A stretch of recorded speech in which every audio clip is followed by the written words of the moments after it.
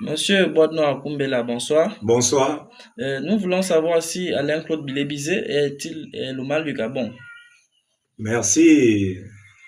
Je te remercie de m'avoir invité ce soir pour que je puisse donner ma position par rapport à ce sujet qui fait la une des journaux aujourd'hui dans notre pays.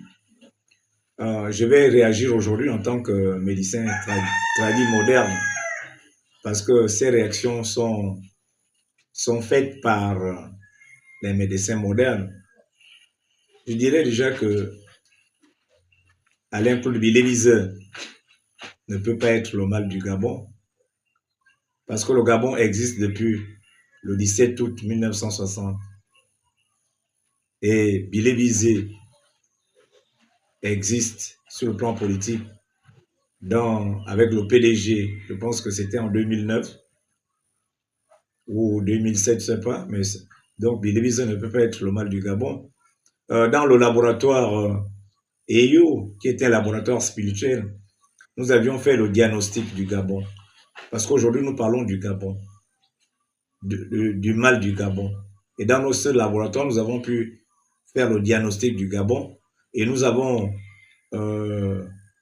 découvert que le Gabon est tombé malade même à la prénaissance, c'est-à-dire avant le 17 août 1960, qui est la naissance du Gabon.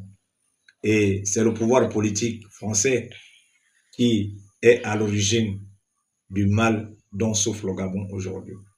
Parce qu'aujourd'hui, ce sont plutôt les effets provoqués par le mal qui a été fait par le pouvoir politique français dans le fœtus Gabon.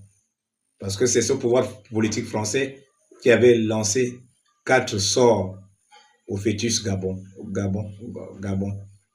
Il s'agit du premier sort qui est l'inexistence de la démocratie. Le deuxième sort qui est la sorcellerie. Le troisième sort qui est l'acculturation. Et le quatrième sort qui est le système éducatif.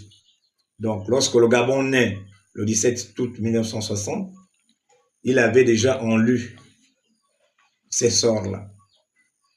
Et c'est pour ça, vous verrez que après nos indépendances, la France, soutenant Léon par rapport au Bamir, là, on revient même à la prénaissance.